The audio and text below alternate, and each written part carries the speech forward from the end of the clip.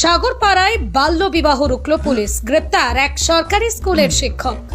সমাজ গঠনের কারিগর যিনি, সেই শিক্ষক নিজেই জড়িয়ে পড়লেন বাল্য বিবাহের ঘটনায়। সোমবার রাতে সাগরপাড়া থানার পুলিশ একটি গোপন সূত্রে খবর পেয়ে খয়রামারি ঠাকুরপুর এলাকায় অভিযান চালায়। অভিযোগ, সেখানে একটি নাবালিকা মেয়ের বিয়ের আয়োজন চলছিল।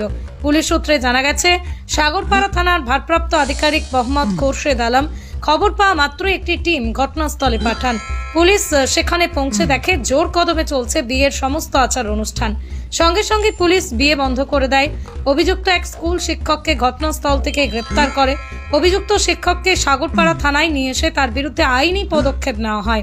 আজ মঙ্গলবার তাকে বহরমপুর জেলা জজ আদালতে তোলা হয়েছে। পুলিশ সূত্রে জানা গেছে, বাল্যবিবাহ নিষিদ্ধ আইনের ধারায় তার বিরুদ্ধে মামলা রুজু করা হয়েছে এবং থানার ভারপ্রাপ্ত আধিকারিক মোহাম্মদ খোরশেদ আলম বলেন, জেলা পুলিশ সুপারের নির্দেশে বাল্যবিবাহ প্রতিরোধ অভিযান অব্যাহত থাকবে। দেখুন সেই ছবি। সাগরপাড়া থেকে তৌকির আহমেদের রিপোর্ট, খবর 24, যা সত্য তা প্রকাশিত।